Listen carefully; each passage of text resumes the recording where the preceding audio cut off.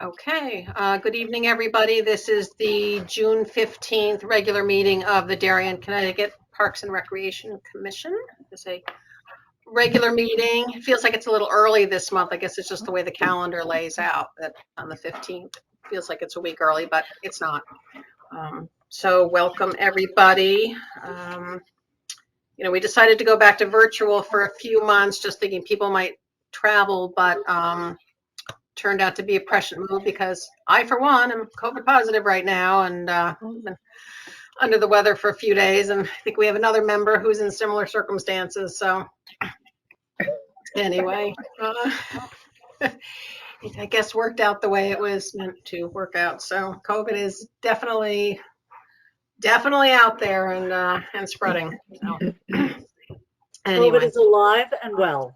Alive and well. It is alive and well. So anyway, I've got my big glass of water. So and hopefully I will make it through this evening. Anyway, first on the agenda is we have the approval of 3 sets of minutes, but Pam and I got a little confused. But anyway, we figured out in the April 6th minutes we had previously approved at the April 20th meeting. Pam had to do the minutes for May because she didn't have anybody else to do them, which is, way above and beyond what she needs to be spending her time on. And as you remember, we had confusion on the April regular meeting minutes. So she had to go back. So long story short, when Pam was putting the minutes package together, she was looking at watching the May meeting. And she's like, no, we never approved April 6th. And I was like, I could swear we did, but I was sort of in my COVID, not completely there. So we realized that we did those at the April meeting because that was the quick meeting to approve the plaque at Tilly. And we were able to just scamper and get them put together, and we had them done in time. So those we do not need to approve this evening. You'll see in the April minutes that we're about to approve for the regular meeting that it's referenced that we did approve those. So we'll scratch that, but we will start with the minutes from the April 20th. It's called a special meeting because we had to move the location, but it was effectively our regular monthly meeting. And you remember last month that there were sort of different versions floating around, so we tabled the approval. So that's why we're doing two months worth, which it seems like ancient history when you read them back. I read them back again today, and it's like, oh my gosh, that seems like so long ago. Anybody have any proposed changes or comments? I actually thought they looked good. I didn't have anything. I just had one thing on the April 20th. Okay. I thought we didn't encourage people to self-police. I thought that's what the police suggested we don't do that. Where are you, Kathy? Page 3 in the dog discussion. Yeah. And I thought what we had talked about is that we were not going to encourage people to self-police because people responded so poorly to that we were going to actually direct people. We were going to tell people if they saw things to call the police and have the police handle it. I think that's what it says. Which sentence are you concerned about? Way down, the commission encouraged the dog community to self-police and address others for not following the rules. I think that should be stricken. Yep. Right, because the Darien Police Department did not encourage members to engage, but encouraged our right.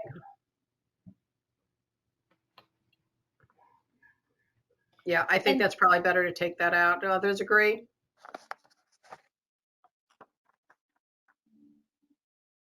Yes? No? Maybe so? Okay, I see nods. Okay. All right, so Pam, if we can take that one sentence out. Yes, indeed. Yeah. Okay.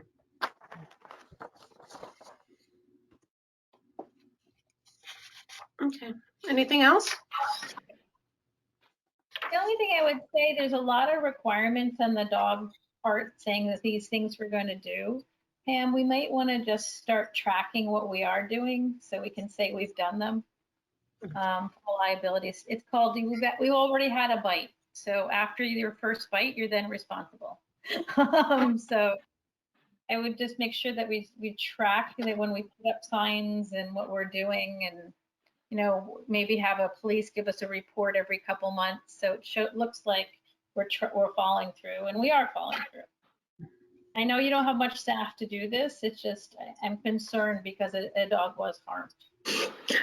The police department is supposed to forward all police reports that are, come from the parks to me. And it's been kind of fallen through the cracks in the past, but we've since have talked to them about it. So I would expect that if something were to happen out there, we would be getting it. We may still have to ask. I'd like to think that, but I think we probably from time to time need to think about it. Okay, so I'll follow up with them. Okay. They also have, different officers changing, people retiring. So I think that's a good idea. Yeah, and you've changed some of the signage and stuff, and just so we keep track of that. So we just make sure that people understand that we are following through on some of the things we said we're going to. I have not done that. That has fallen to below my priority list right now, but I will get to it. Yeah, eventually you will. But you've changed Yes. the one at Weed Beach to say they can't do it anymore. So you've changed that. Yes. So, 1 out of 15 ain't bad. but you're moving in the right direction. Yes, I am. So the new police chief did, Pam, so the new police chief did sort of agree to help enforce it? Well, it was not the new chief. It was the captain who now is Captain, responsible for this. Yes, and she did. Okay. Okay. Any more changes on the minutes, or can we get a motion to approve them with the amendment that was made? Kathy and Susan second. Okay, and then I guess we need to roll call since we're on video. As I recall, that's a video requirement. So we're supposed to roll call everybody, Pam? Okay. So Mary Louise Morgan. Here. Is that a yes? Yes. Susan Daly. Yeah, she seconded. Kathy Mulro. Oh, she was also. And Cara. Okay. She's a yes. Janet. And Amy. Yes. And Lori. And I'm a yes. Okay. And what about me? Oh, Who'd I forget? Susan. Oh, Sarah. That's who Sarah, I I mean, Sarah. Yeah, because we can't see you. I'm a yes. Thank you. Sorry about that, Sarah. No problem.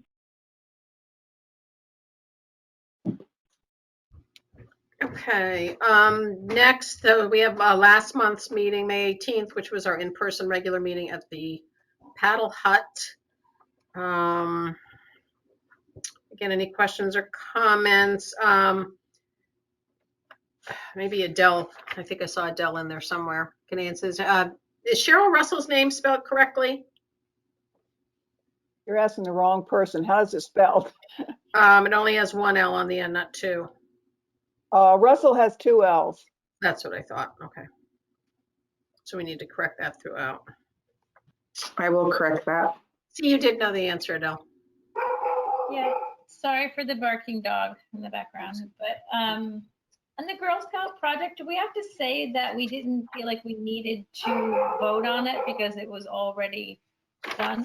I don't know how you handle that from a minutes perspective. I mean, we certainly could just say that since a Compro project was approved last year, the commission did not feel the need to take a formal vote. I think that would be great. Thank you.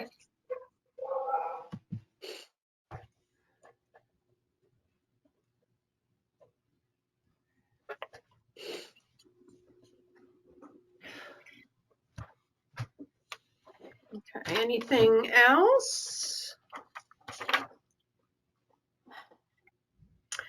The only thing I noticed, Pam, is that the voting record chart is not included, which we agreed we wanted to have. That being said, as it turns out, the only thing we voted on last month was to adjourn, which I believe was probably unanimous.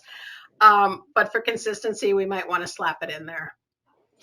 Just Well, because, if it's not this month, then, you know, we're rolling things forward. It would be easy then to forget it. So, I'll and add to it. keep Kathy happy.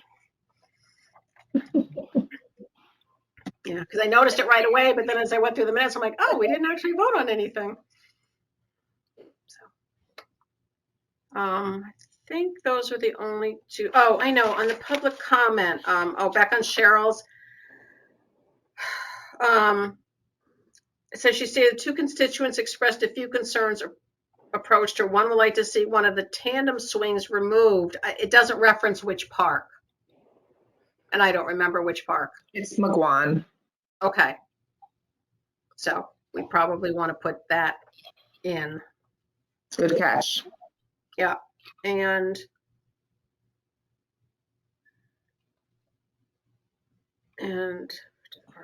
that's, so yeah, that was it. Pretty good. Yeah. Very good, Pam. Yeah. Oh, well, and the other thing, and she's talking about Hecker Avenue and again, the park, but it's not clear what park. Would be the baseball field right there. I was That's Houlihan. Houlihan. So we might want to reference that as well. Pam, are you responsible for that field? Yes. Okay. I didn't know that. That was one of my questions I had. Okay. So we might just want to tighten that up so it's clear what she was talking about. That was a tough one. To be honest, that was a tough one. I was listening to that over and over again. Yeah. Yeah. Okay. So if any other proposed changes? Oh, okay. Then if somebody wants to make a motion to approve as amended. I will make a motion. Okay, Mary Louise. And second, Kathy. Okay, we'll take the roll vote again. I approve.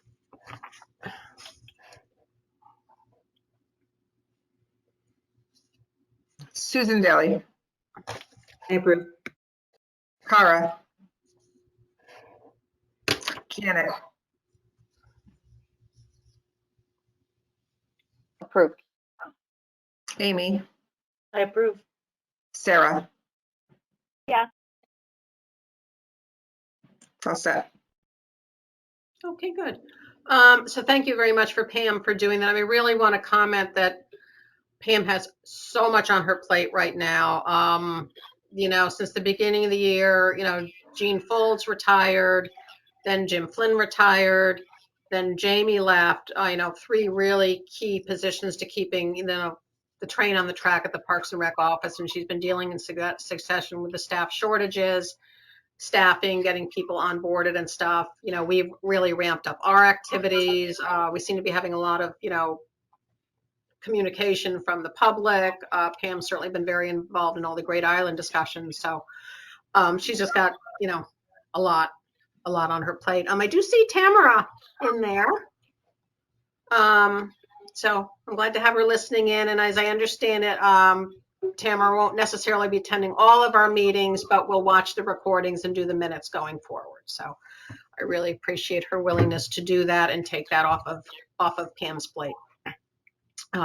Because it's just not the highest and best use of Pam's time is to do the minutes. So, okay. So, but everybody, you know, we just have to be cognizant of, you know, everything that's going on right now in the department. So, just with that, we will move on to public comment. Do we have anybody in the audience who is interested in speaking with us this evening?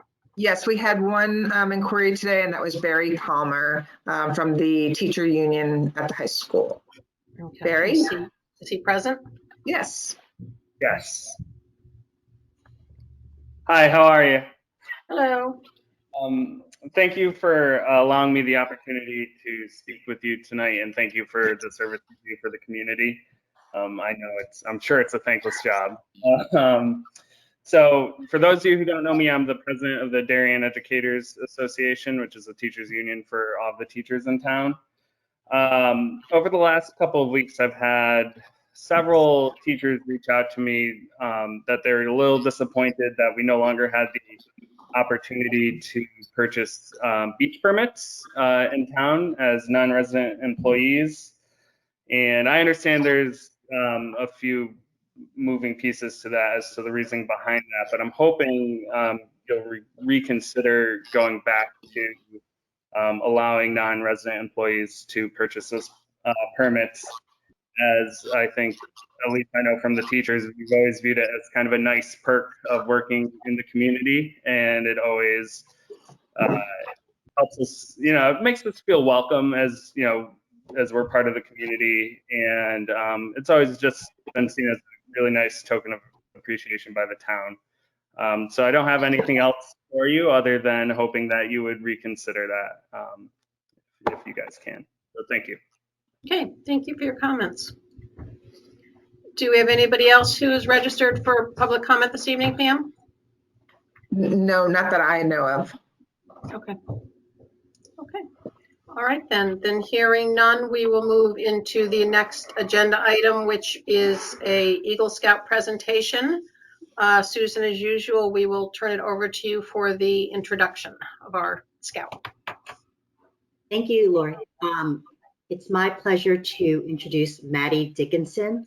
She's one of the founders of the first female scout troop in Darien, the Troop 219, which, as a FYI, 219 stands for when it was founded, February 2019. So it's kind of pretty, we won't forget that, hopefully. Maddie is a Life Scout, and she's a Darien resident, and she's a rising junior, and she attends boarding school. Thank you very much for coming, Maddie, or joining our meeting virtually, I should say. Thank you for having me. Yes, so I am currently a life rank, and I'm working towards my Eagle rank.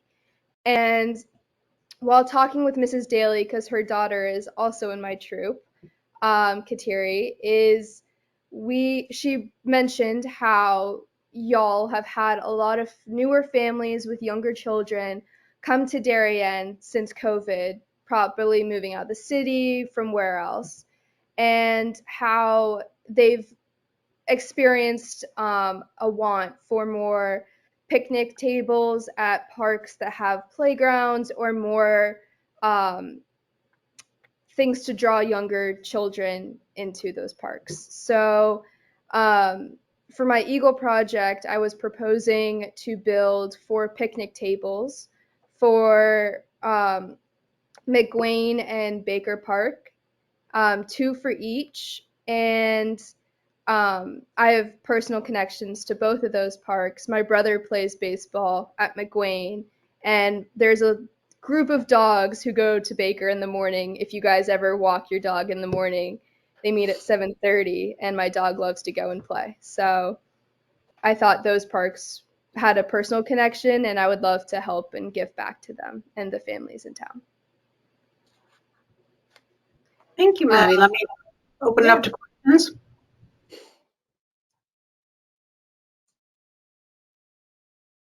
Thought I heard somebody start.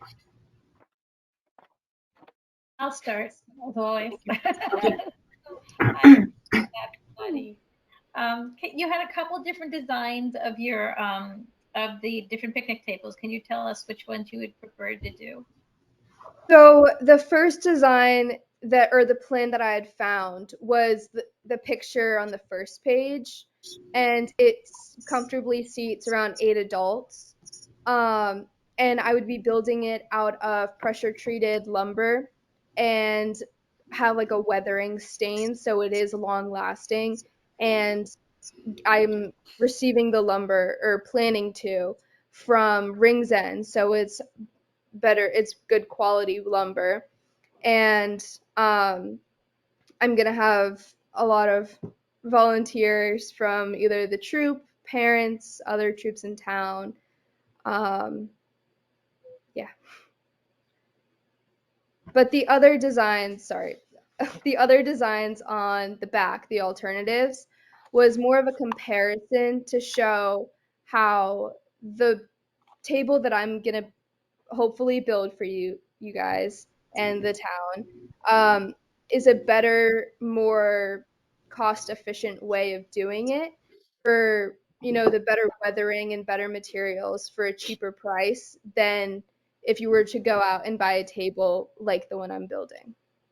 So it was just a comparison to see what else there is on the market and what I would be building. Pam? Yes, Maddie, thank you so much. This is wonderful because we have many picnic tables in town that they've been there a very long time. But we also received ARPA funding, and one of our groups is to replace all our playgrounds.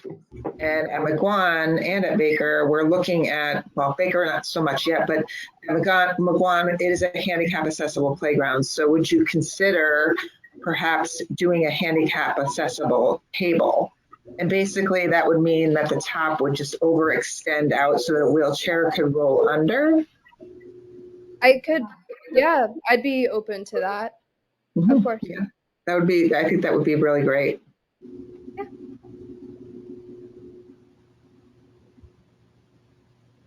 Okay, other questions or comments?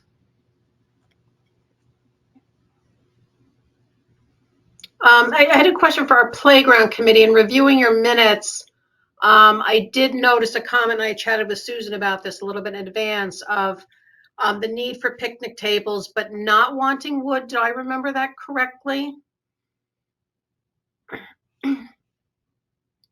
That was one of the comments we received, Lori, and we just got it from someone else. It wasn't a direct it was just through one of our committee members. They didn't explain why. I'm sure it had to do a little bit with, especially if they've had experience with older tables that might have had splintering. Splinters.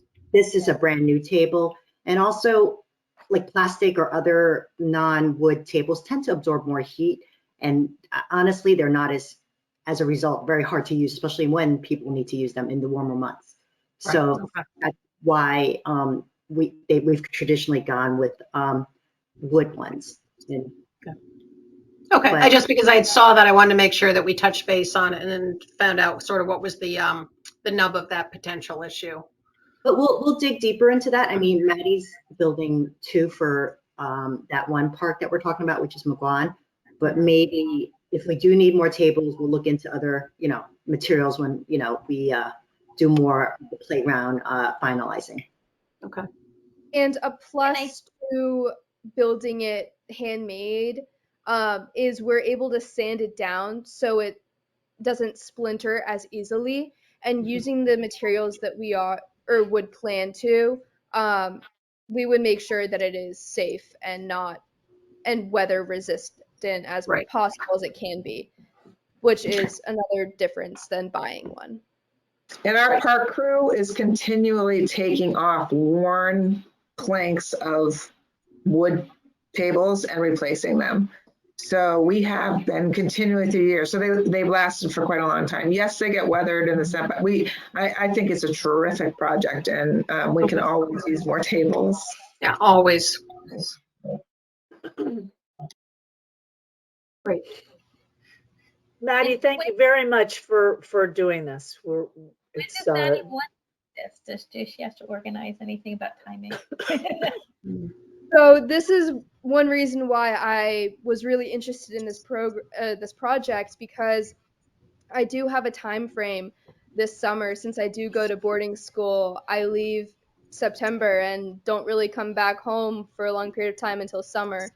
And so I was hopefully gonna do this over the summer, and so that's why this project was more on the simpler and time efficient side. So that's why I was very interested. So, and knowing our troop, everybody loves to help out with things. They're very helpful and love to just donate their time. So Well, I'm impressed you girls know how to build a picnic table because I grew up in the generation where girls took cooking and sewing and boys took wood and metal shop and never the twain met. So I watch all those women on HTV today swinging their hammers and their drills, and I'm very envious.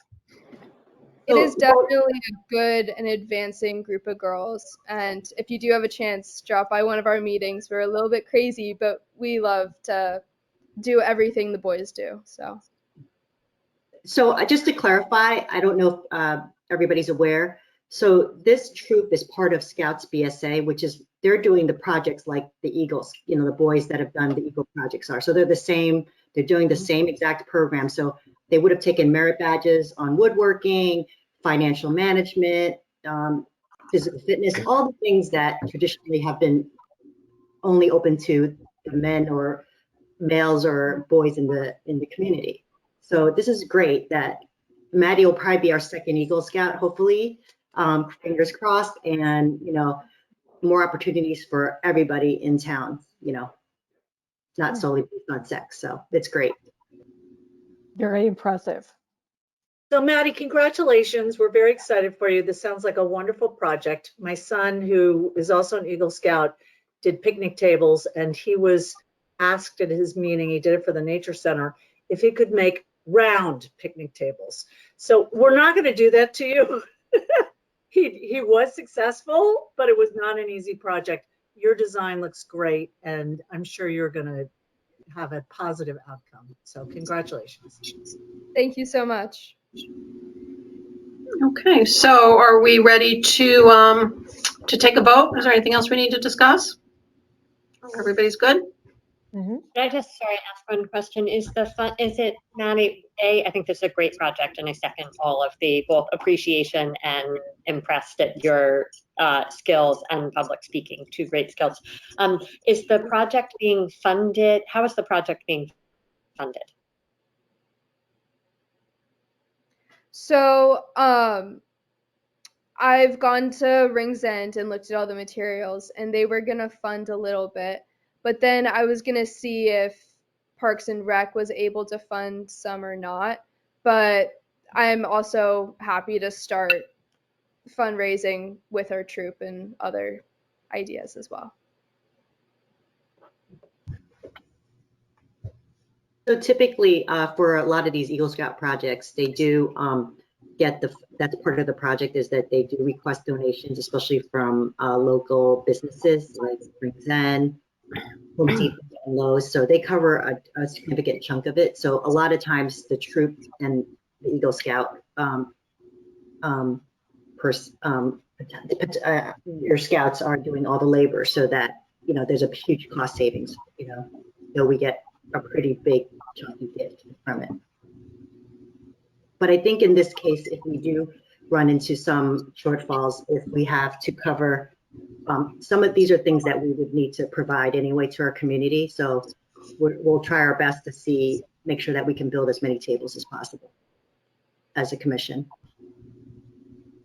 And since I kind of jumped into this a little on the earlier side, I'm going to start fundraising earlier. So now and throughout July and with August. So. Maddie, so since you have a hard stop in August when you have to go back to school, so you're obviously working against that deadline. Would you sort of need the materials ordered first prior to really having all the funding covered or decided on? So we've already established what the materials are and how much of the materials we need and the cost of each table. And so worst case scenario, I will personally pay for those materials so I have them earlier, but then fundraise to fill that when I am not here. Just to be able to get the projects moving and not have like a wait and having to wait for that. So I mean that's one way of doing it, and I can also think of other ways to continue that process.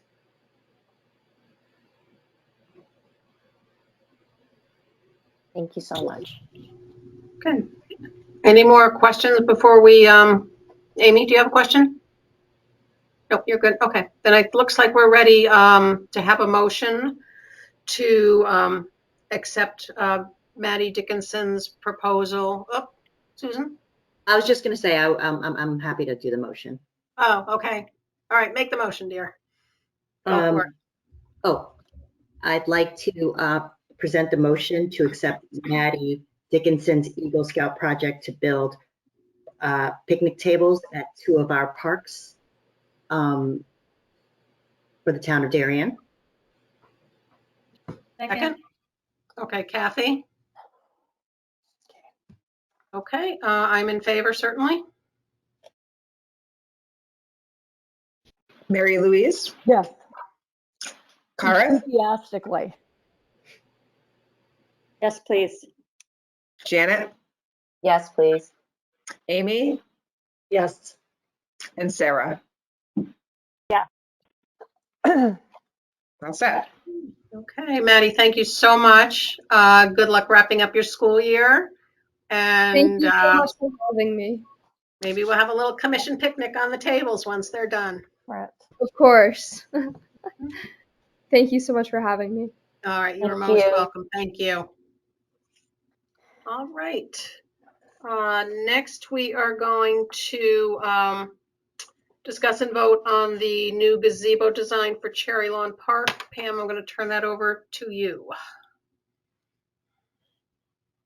Okay, so as you know, I'm going to guess at the timeline here, but I believe it was back in the fall of 2021 when I was introduced to a past resident in town who expressed to me that they would be interested in donating a large sum of money toward a project of such in Darien for their father. Their father had passed a couple years back.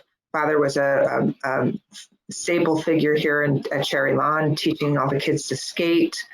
And after hearing her story, I immediately thought of the gazebo and perhaps the interest in wanting to help us introduce a new one and replace that old one, and have it represent, have a nice plaque representing their dad. And she brought it back to all her 3 other siblings, and they were all extremely enthusiastic about it. And so we spent the next, so where we are in June now, so the next 8 months back and forth talking. I was trying to find an outfit that would work within our budget, which the budget was for their 40,000 plus the 15,000 that we had for a capital improvement project for the roof. And ultimately, I was striking out a lot because most of the companies I was dealing with were 90,000 plus. And finally, I decided to stay local rather than looking at these out-of-state magazines and things like that, and found Clotter Farms, if I'm pronouncing that correctly, I don't know. And they had multiple things within our budget. And, I gently had to navigate, the family and, presented a few different, presented their catalog of various units. And they really fell upon this particular 20 by 24. It's just slightly larger than our circular 20 diameter. And it's ornamental, very much like this type of Northeast type of New England feeling, in my opinion. It's just not necessarily the round, but they really did like the width of the 24. We have a beautiful piece of flat land right to the right of the gazebo if you're staring in front of it. And, they universally really liked it a lot. And so I did put that out into my director's report for the last couple of months. And it seemed to me that many members of the commission were in favor of it last month, but we really felt that we wanted a full commission to be able to weigh in on it. Pam, I know I missed the last meeting where you made the presentation. And I have a couple of issues. I went over there this morning and compared the photo of the facade that you're referring to, and quite frankly, I really think it lacks the New England charm and elegance of the existing gazebo. The sloping roof that you have now, that's gone. There's no seating in this proposed building. And the seating that is there now actually will accommodate somewhere between 28 and 35 people, which is very nice. The other thing that struck me was the existing gazebo is exactly the same style as the gazebo that's in the children's playground right next door. So it's like, why do you want to introduce a different shape when you've already got this gorgeous traditional gazebo shape that you see in most New England greens and so on? So that's kind of like where I'm coming from. Why can't we duplicate that circular design? Well, I think they looked at a bunch of them, including the circular. They are very obviously very aware of that circular one, and they really seem to think that, you know, they like the fact that this would offer a little bit more room for people, that you could put picnic tables inside and you could move them out to your liking. They like the railings and the ornamental feature of it, and you know, it would get a little bit more. It would be a little bit more flexible space. Well, it's my understanding that it's very nice that they're making the contribution, but they're not actually the ones that make the final decision as to what we want to have in our parks. They're very well aware of that. Although Okay. I also feel that there's a very gentle navigation. We have to, Yeah. very large donation, and it's very, very generous. But that's the commission's call. So that's kind of like where I'm coming from. I just think it's so charming as is. And I do not think this structure would look as nice. No, the existing one doesn't look very nice because it's falling apart. It has not been maintained, but the style of it is what I like. So Mary Louise, do people use those benches now? Yes, they do. In fact, while I was there this morning, a nanny and 2 children came in and sat down, and the child was coloring and the nanny was drinking something. And yes, to answer your question. But were they on the benches or were they on the picnic tables? No, they were on the benches. And also, I understand that there was a party there, some kind of graduation, nursery school event that took place last weekend there. I don't believe it was scheduled through us. Through the nature center, perhaps. Could be. Yeah. Pam, What's the point of that comment, Mary Louise? I mean, well, was it Kathy that just said, is anyone using it as such? oh, okay. Yeah, I just asked the question. I just wanted to, I was going back in the notes when you started talking to us about this, and in April, your April 2022 director's report, this is when you first introduced it to us, maybe, or maybe in between. And we had talked about possibly keeping that shape, but I'm pretty sure you did the research, and cost-wise, we couldn't make that shape fit or something like that. Would you go back into detail about why we didn't retain that original shape? Well, I think there was a little bit twofold here, because the family also had, they also looked at the different shapes and really ended up really loving this. All the kids did. This particular 20 by 24, which wasn't that far off of the size, it's just a tad bit larger rectangularly. But in the beginning, we were having a hard time finding something to stay within our budget. And the ones that this particular company had that were similar to the structure that we have now were very like backyard units. They weren't necessarily like park commercial units. They had the screens and they were just very small, and they were different, and the family didn't really love that type. And this particular company didn't make that structure. Like even the one that we're building now, they're building a little bit outside of their outside of what they offer now, but it's just that it's a little bit, I think they do a 20 by 22 and they're willing to do a 20 by 24. So they would be building this custom for us. This isn't like a prefab that they've got sitting in a warehouse somewhere. Okay. Can I just jump in with a couple of other questions? And one, I'll just say that I think some of, or Mary Louise's comments resonated. And just as I look at the slope of the detail on the roof of the existing one, I think it's got a lot of charm and character. But I have two questions. The first is, did we look at the price of just fixing the one that we have? Because it feels like the project keeps growing in scope, and I just had to replace a door sash, but I didn't replace the whole door frame. And I wonder if this is something, when we did our park tour, it looked like there was some damage and maybe we need to do the roof. But so one question is, did we look at what it costs just to fix the one we have? But my second one is, since that area is sort of wet, how will this sit on the ground?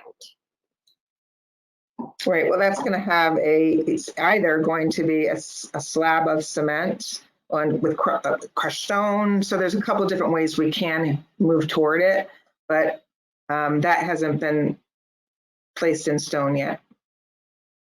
Now we're having problems at Cherry Lawn with both the tennis court, where the pickleball is now, and also the basketball court. They both have cracks in them because it's so wet. The cracks in those courts, the tennis courts were never replaced. That's asphalt from years ago. Mm-hmm. So that was never, cracking is just, ultimately it's going to happen. And the basketball court, that early cracking there, the company's going to take a look at that. But most companies nowadays will not guarantee any asphalt whatsoever, because it's all mixed from all different materials. So that's why most companies are moving toward post-tension. Pam, can you talk a little bit about the materials of the new structure that you're proposing? Sorry, Susan, but to get to your question, can we just go back to my first question about, did we look into just repairing what we have, or what's your perspective on the opportunity to do that?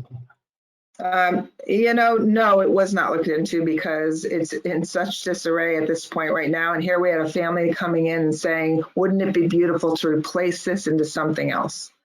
And willing to fund the project. So no, it wasn't looked. There's no rush here. We're not going to be able to really do much until the fall. So why can't we do a little bit more research on seeing if we can't come up with something that is closer to what is there? Well, I guess the commission would have to, vote on that, right? Because I felt at the last commission meeting, there were a lot of people that really liked the design as well. So if the commission wants that, then I'll have to go back to the family and tell them that, we have to look into something different. But I would like to get a feel for the entire commission. And if that's the case, then that's what we do. So I'll chime in here. I think, when I look at this photograph, it's not a bad structure, but when I think about it placed in that spot, it doesn't work for me because I think it's going to look too large, and it may have the same space as the circle one, but the proportion of the circle one to the land is makes it feel less because it's a circle and not a rectangle, of course. I'm also concerned that it's right on the ground. I think it's kind of, I love the entrance. I think the current entrance that we have is ADA compliant, as I recall. And I do recall what Cara has brought up, that we were going to look into refurbishing it. I think we looked at the stairs and we looked at the rot and so on and so forth. I was not at the last meeting, in all fairness. But I just from a recycle reuse perspective, I'm always one to, see if we can fix it first before we just trash it and then go to the next thing. I would really be in favor of finding out. I know you're super busy, Pam, and I appreciate that you're very busy. I personally would love to see how much it's going to cost to refurbish what we have. And I would like to see a design that's similar to what we have. I know you presented it to the family, but I would like to see something that's a replacement that's similar to what we have. And I'm just a little daunted by how large this is looking, because it is a rectangular shape. And as we know, Cherry Lawn is chock-a-block with so many things. So that's my feeling. Well, interestingly enough, I wish that someone, like, for instance, when I go to that space and I stand in that space where just all the grass is just barren, looking at the pond, to me, the current structure is offset. It's not centered. So my little OCD, it's not centered to me. It's like on the path. It's interesting to me. So it's interesting to hear that you don't think it's that it should be in the current spot. So I feel like the current spot needs to be pushed over into the more center. That's my own. No, But I'm sorry if I misled you. What I'm saying is, I think that because it's a rectangular shape, it's going to read larger than the circle shape in that same space. If we have a new one and we move it over or whatever, we can cite it differently, so be it. But that's what I mean by that. I'm also, I do think that the benches are a super important feature. It's just a nice respite, and when I'm there, I certainly see people sitting there and enjoying it. It's a bit of an iconic gazebo for the park, because of its particularly special look, in being round, and the roof line that somebody pointed out. I think Cara pointed out. It's a neat roof line. So I would not be in favor of this, and I would, while I'm super gracious, and have a lot of gratitude towards this family, and I think we really want to make them happy, I'd love to see some of the designs that you presented to them that they didn't like, and I think you suggested that maybe there is a design that's similar to the other one. I did not present designs to them. We simply went to Clotter Farms website and looked what they offered. And It wasn't me presenting designs to them. It was trying to figure out what we could use, what in their catalog would stay in our budget. And they simply came back and said that they really liked that particular design. Okay, thanks for explaining that further. And we could put benches in that design as well. Well, that's where I was going with the questions. If Clouder Farms is building this for us, I mean, it would seem to me that we could ask them to build in benches. Yeah.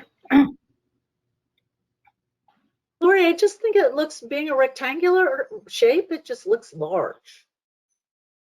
You know, I mean, I love a traditional gazebo, but frankly, I find the shape is just not as flexible and functional. I think the rectangular would greatly enhance the flexibility and the ability to use the space in different ways. You know, the multi-sided, it's limiting because you don't have the corners. I'm going to say I'm a little frustrated now because we've been talking about this for months and months, and we talked about it at last month's meeting, and we talked about vote. We said, let's wait a month and vote, and, whatever. And I'm hearing objections for the first time at the meeting, and, Pam's hearing these for the first times. Been working with this family for a long time, and, we have a dilapidated gazebo that we've all been complaining about as members for years, and yet we have the opportunity to replace it with something new and fresh and that probably will not need a lot of maintenance, and I'm hearing mostly objections. So I gotta say, I'm personally a little disappointed by this discussion, but I'm caught a little off guard here. But I think if people want something different, I need people to step up and help Pam do it. She has limited capacity. I said that. So that, I guess, she's done the homework. She's worked with the families. She's researched. We have a finite budget. I think our opportunity to get money for things, if Great Island is approved, is going to be diminished even more. We have a family who's willing to support this. So do we want to try to find something that's a great compromise? Or do we want what we want and we may end up with nothing? So, but people are going to have to help do the research then. I don't know what else to say. We can't, Pam just does not have the capacity to go in a million directions here. I'd be glad to do some more research, try and find some other companies and so on that could perhaps mirror more of the design that we have now, and also look into what it would cost to refurbish what we have. Okay, and how quickly can you do that? Because I mean, the family's not going to wait around forever, from what Pam's told me. No, but we're not going to be able to do anything until the fall anyway, to get it through all the Board of Finance, the Board of Selectmen, everything, and so on. But we have to have all of our homework done and approved. Correct. And the plan was to go out to bid for this unit now prior to the approvals. So that was so we were going to go out to bid under the stipulation that once the approvals were done, we were hopeful to have a new structure there in the fall. Well, just having a new structure, I don't think is that positive. I just don't. I don't think there's any rush, and I think we can be diplomatic with the family and end up with something that really complements Cherry Lawn and looks like it belongs there. Okay, so am I hearing? And I will tell you that they are extremely happy with it. So we will take our risk on that. They really love it. So, but how do you think the family will react to our proposed change?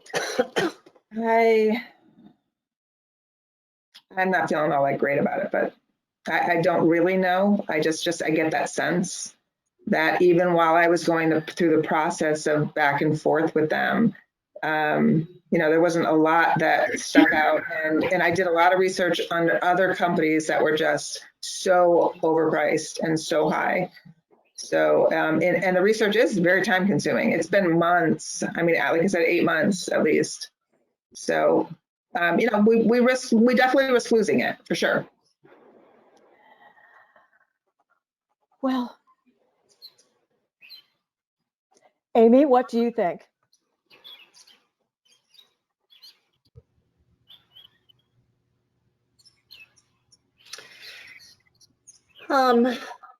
Well, I don't want to lose the opportunity, but I also don't. I'm just worried that the rectangle will be overwhelming. Why don't I stake it out for you, Amy? Let's stake it out, and so that you can get a look of how big the 20 by 24 will look. Pam, it's not the size per se. It's 4 feet bigger than the 20 that we have now. It's not that. It's the shape itself is what is so off-putting. I personally don't find it off-putting. It's just different. Louise, when do you think you might be able to get back to us with? I mean, could you get your research together for the next meeting? We would have to have it for the next meeting. Yeah. Yes. So maybe that's, Lori, maybe we just do that. Pam, can we just wait till the next meeting in any event? And I apologize for not being at our last meeting. And I can also reach out to the Clotter Farms and see if they can do a different roof, if that would make any difference.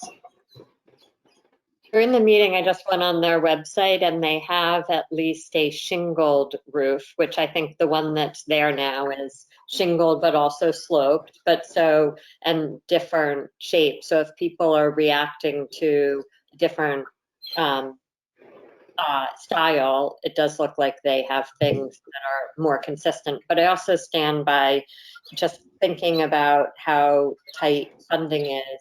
If it's going to cost 20 grand to refurbish the gazebo and we're going to spend 55 grand for a new one, it feels like we're missing an opportunity. I agree with that, Kara. So, Mary Louise, if you could are you going to find out, I guess you said that you would find out how much it would cost to refurbish the existing structure and then get some bids on the other and help Correct. Pam out. Okay. Correct. Pam, can you live with that? If we Yeah, just do that? trust me, I'm delicately trying to navigate lots of different things. And the family is one of them because, you know, it's a lot of money. So it's sensitive for sure. It's very generous. Okay, Lori, I think we've got a plan. Okay. I just have one little, can I just offer one little item in here? I'm not seeing who's speaking. I'm Sarah. sorry, it's Kim. It's Kim. Oh, Kim. Sorry, I'm trying to turn my camera on and it doesn't seem to want to go on. Oh, there it is. I just quickly went on the Clotter Farms website and there is a structure that's on there. Of course, I don't know the cost or anything, but it looks like it's actually a combination of the shape of the current gazebo and the proposed gazebo. It's an oval. Yeah, it's the cameo style. Yes, we looked at that. The family and I looked at that as well, but it's more of a backyard gazebo. But if they're custom building it, I mean, this looks smaller, obviously, hence the backyard-ish. But if they're custom building it, maybe they could follow that design because it seems like it would be sort of a great meeting point of Mary Louise and Amy's concerns and you know the place that you're at now with the structure that they right. And unfortunately, I'm just going to say, unfortunately, that was one of the ones that the family was looking at, and the family overwhelmingly came together and universally liked the one that they chose. So again, it puts me a little bit in a pickle, but. Did they not like the other one, or did they just like the other one, the one they chose better? All of them agreed on the structure that you're seeing in the report. Do they not like the one that's currently there? They think that this one is a little bit more flexible in space, and they like the idea of being able to have more people being able to utilize it. Because it's going to be in their father's name, and they really like it. I don't know. I can't speak for them. I was thrilled that they found something they all liked because I thought it was going to take a long time. And I thought, quite honestly, in my own opinion, I really felt that the commission would like it. I'm actually pretty shocked. But we can wait. Let Mary Louise do the research and we can wait. But it's still going to have to go back to the family. Mm-hmm. Can I ask a quick question, Pam, just to get an idea about cost and the type of materials we can afford with the amount of money they're willing to donate? What kind of material is that the one you're proposing made out of? A southern white pine. Okay, so and it also has the vinyl wraparound and the vinyl Porsche. What do you call it? The sidings up on the roof. Fascia? Yeah, fascia, thank you. I was close. And then they have beautiful cedar wood inside. When you look up into the rooftop, it's absolutely beautiful. Beautiful wood inside. From a maintenance point of view, since our last one kind of, didn't really make it, how much work would need to be, if we got a structure like this that's brand new, how much work would be required to keep it make it, keep it looking nice. Well, it's got all the vinyl wraparound. So our current one doesn't have any of that. And that's why it was, rotting after time. It starts to rot the roof, I think obviously we have to do in the beginning, we would hardly be any maintenance, but of course they're going to have to stay on top of it.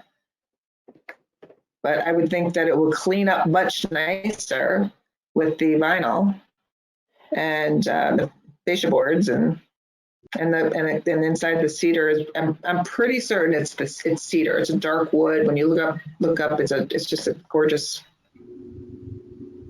It might be cherry actually. All right, inside so the roof.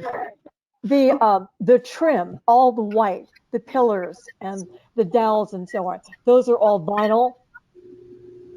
They're all wrapped. It's all southern white pine. I can send you all the drawings and of all the built materials of materials, everything. I send it to you. I have it actually. I was going to share the screen, but it's a little overwhelming. It's really for the builders to look at. But The base of it, you're saying it's going to be cement? we could either do crushed stone, we could do cement pillars. The idea is to keep it lower to the ground as possible, because then you just need a slight ramp. You wouldn't need this steep ramp like we have now that goes in to keep it handicap accessible.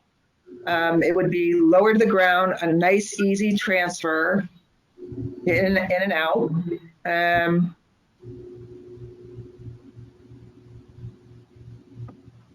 Is that the current roof? Is that a slate roof? No, No. No, it's shingles that are see-through at this point. It was cedar. It wasn't a cedar roof, guys. Okay. It's just the color of it looks like almost doesn't look like wood, but okay. Oh, you mean on the new one, Janet? Yeah. Yeah, but that's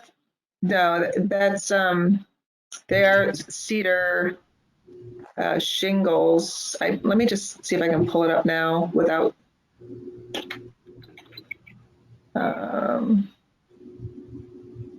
me see if I can just. I personally don't mind the design of it. I wonder if it's just because it's just kind of maybe large.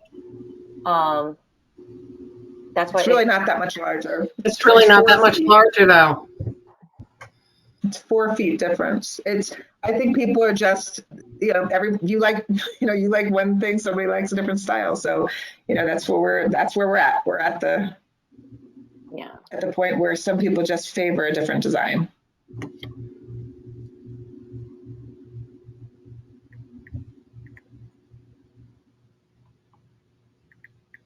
So I think that it's probably, I can send off to everybody so you can take a look at the building materials and everything. I'll send it off to you later. And then we'll let Mary Louise come back with something else. But that will then entail me, if you all like that will entail me having to go back to the family and then let them choose. Because it's their money. And I understand that it's our commission, but it's $40,000. Yep, it's a very generous donation to improve something that's an eyesore right now. So Lori, I think we'll have our more options at the next meeting, and I think we'll probably be able to come to some conclusions quickly. Okay, but what I would like to happen is that information gets, I don't want another situation like this where, it's just, it's been out there and we're hearing objections at the 11th hour. So I just think we better get the information out there so we can sort some of these things out.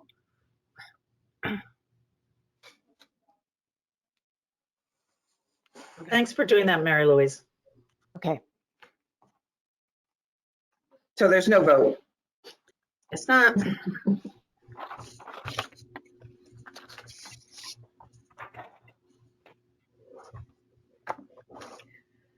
Okay, next I thought it would be important that we have a discussion on the Great Island purchase. As you all know, I'm sure the Board of Selectmen did vote 4-1 to approve it. The Parks and Recreation Commission does not have any kind of obligation or requirement to make a formal vote on this acquisition.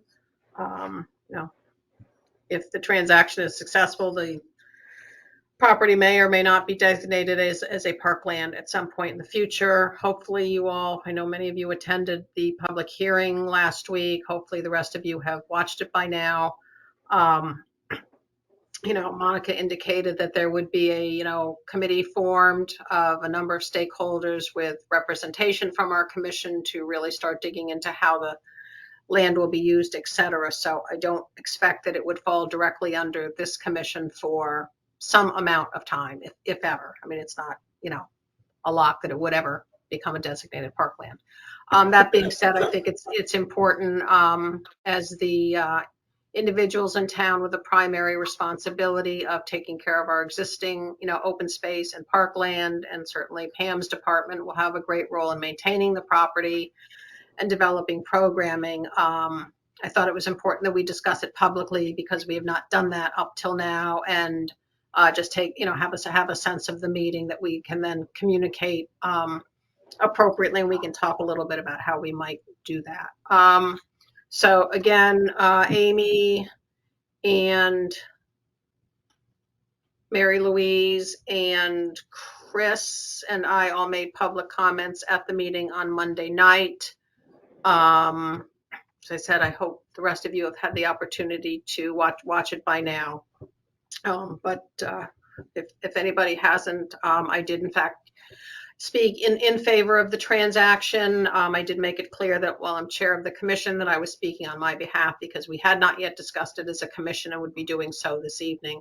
I do very much support the acquisition. It's a big nut. It's a lot of money. You can't argue that. But it is an opportunity that, you know, people use once in a lifetime, once in a generation. It's just once. It's just once. Is it? It's just, you know, if we don't buy it, you know, it is unlikely that the opportunity will present itself again. And there were many, you know, wonderful comments that were made that all complimented each other. But really, you know, as I think about it and the cost, I just think of the really incredible importance of maintaining the open space in this community. We are a very developed town. We are probably underparked and under open space compared to some of our neighboring towns. And there were great comments about the importance of the tree canopy, preventing development on the property, which would be more manicured lawns, et cetera, which would end up in even more probably chemicals and pesticides falling into Long Island Sound. We know from the recent soil samples at Pear Tree, we already have an issue from that. So just really preserving the open space for, you know, future generations and preventing it from developing, to me, is absolutely critical as stewards of our environment in this generation of devastating climate change. I think it's really, really important. The property, it's magical. Amy, I forget the word you used. You spoke so eloquently, but it's not just 60 acres. It is an unbelievable piece of property with endless opportunities to serve the community for generations to come. You know, you think anybody who's been to the picnic grove at Broughton Point, it has a little bit of that vibe, but even better. The youth programs that we would be able to offer there would just be unbelievable, very low impact. You know, you're talking swimming lessons, you're talking Darien Junior Sailing could have an amazing home there. There's just so many really low impact opportunities for that space that to let it slip through our fingers in my mind would be terrible. It is completely in keeping with the plan, the town's plan for open space and conservation. It's in keeping with all we've been reading and talking about, you know, the information we get from the national level in terms of the importance of open space and how it's good for the communities, you know, physical health, mental health, sense of community. I mean, we've seen all that during the last 2 years. It's in keeping with Connecticut Deep's plan to acquire more open space. It's right on target for their priority areas. So it just really checks so many boxes. But it's expensive. I mean, there's just no doubt about it. It's very expensive, but I just think it would be terrible if we let this slip through our fingers. But those are my comments. I think it would be great if we could just hear a little bit from where, you know, each person is coming out. So, you know, Amy, maybe just pick on you because you already spoke publicly. So I guess I would start with saying, with just a show of hands, how many people have not had the privilege of walking the property? Oh, Okay. And we have the opportunity to fix that next week, and I'll go over that when I make my president's comments later, or my chair's comments. Okay. So, and how many people have not seen the presentation that the Board of Selectmen put together? Everyone has seen the presentation. Okay. So the presentation is great. It gives a lot of information and the photographs are lovely. It's well done. But as I mentioned at the public hearing, it falls short in one major way. It does not convey the rapturous, jaw-dropping beauty of the island. I've been lucky enough to spend many hours on this piece of property. I know it very, very well. And it is not just a large, untouched, I think the only thing that's been on it is maybe sheep poop in terms of fertilizer. But it's beyond. It's beyond. It's beyond. My nickname for the property is Pinch Me Paradise. I've traveled around the world, as we all have. It is irreplaceable. And it is not a once in a lifetime purchase, as Lori has mentioned. It's a forever purchase. So from where I sit, it's a no-brainer. We have to buy this piece of property. yeah. Yeah. Mary Louise, you spoke similarly on last Thursday night. Yeah, I totally agree with what Amy said. It's if we don't do it now, it'll never come again, and we will miss the biggest opportunity that this town has had, and it's going to benefit generations to come, and it will solve many of the problems that we've been dealing with over the past few years. We just don't have any more space, and to be able to dedicate open space with that coastline and the tree canopy that you've been talking about, Amy, it's just wonderful, really wonderful, and we have to go forward.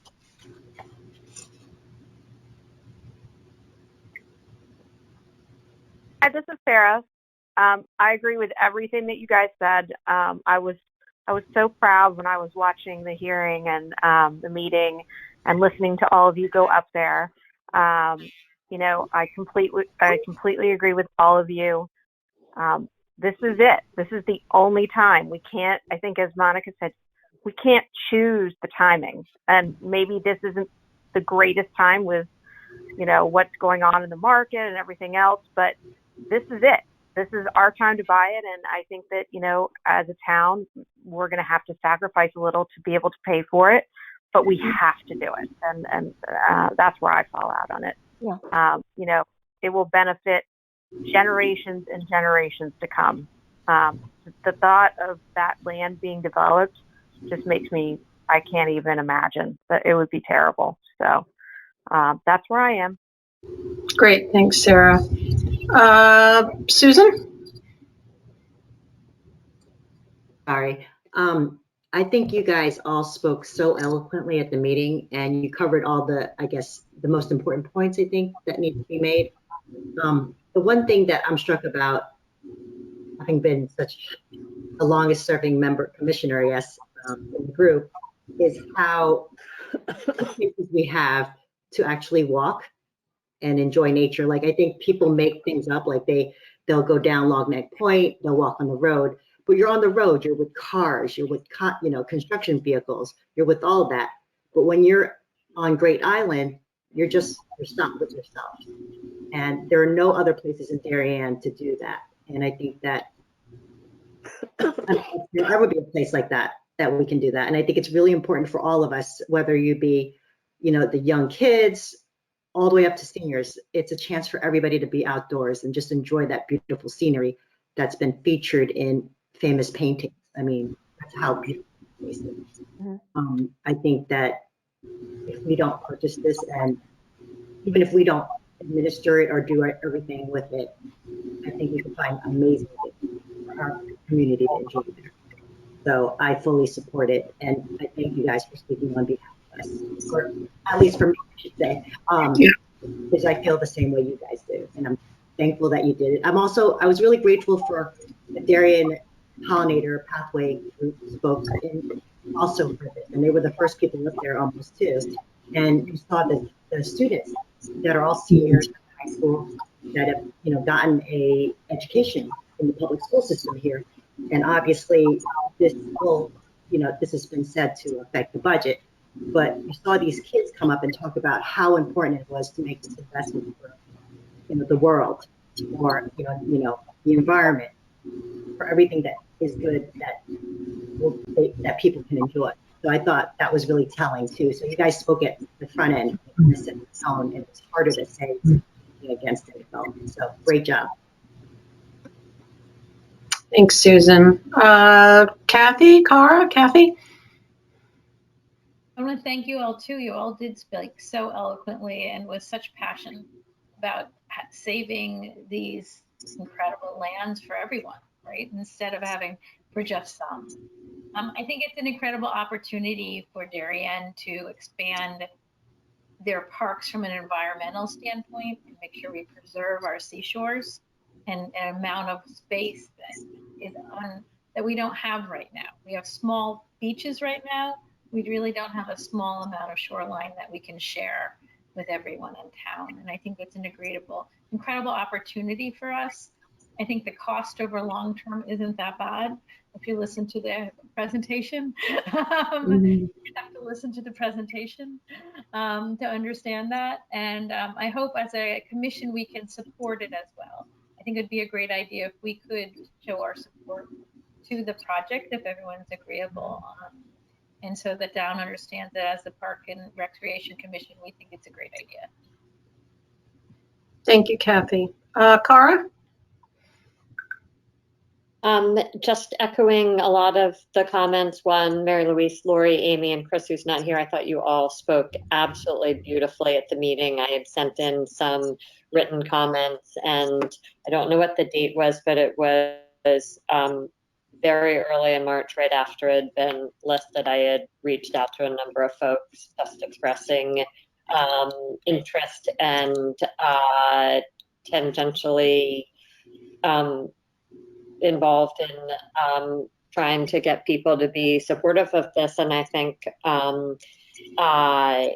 it's really exciting. I am fully supportive.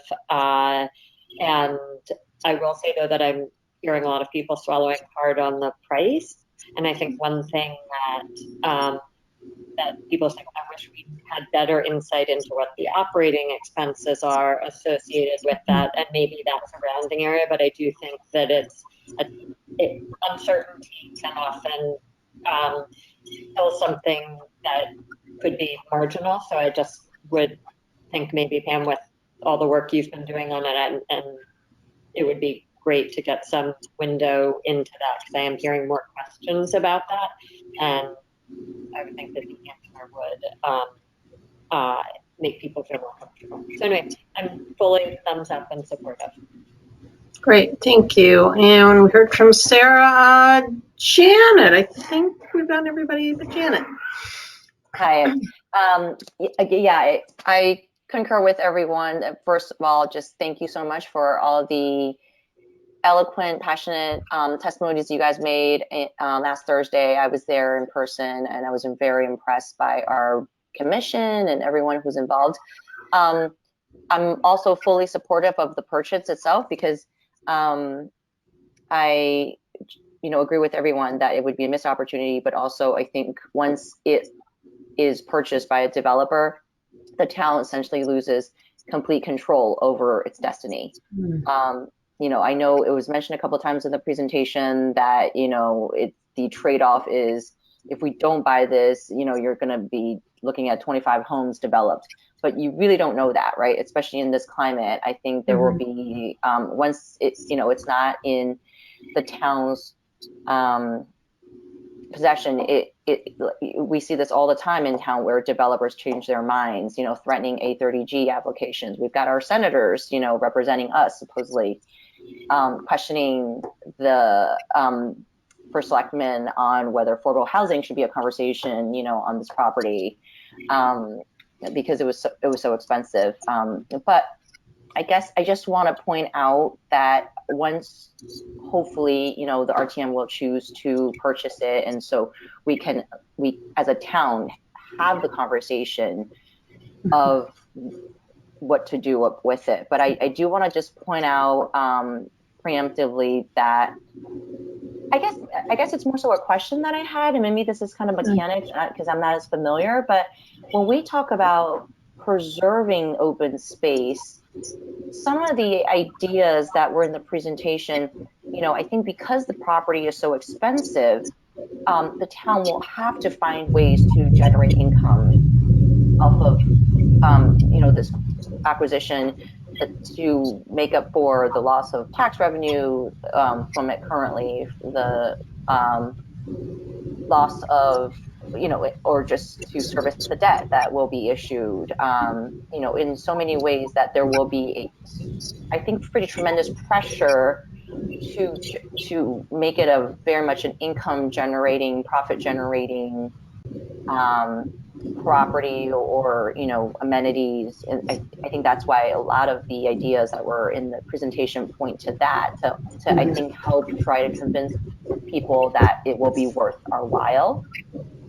I'm just curious, when we talk about, you know, preservation and open space, if the property is turns into a park, then it's obviously preserved. But if it's turned into a swimming pool or skating rink, amphitheater, is that still considered passive recreation or not? Or it is? Like, I guess I'm just thinking, you know, to your point, Amy, about just the untouched beauty of the island that you grew up enjoying. I don't know that that's sort of what other people are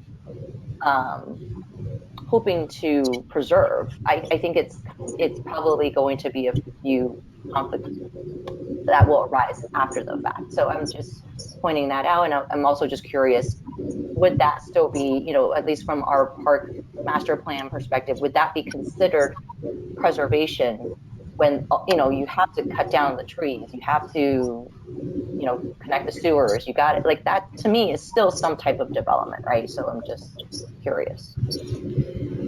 Well, I think as, you know, as Monica pointed out in the presentation, you know, there'll be a lot of thought put around that with, you know, information from constituents. We'll certainly have professional help, just like when we did the Parks Master Plan, we had Weston and Sampson, so there'd be some kind of firm and whatever.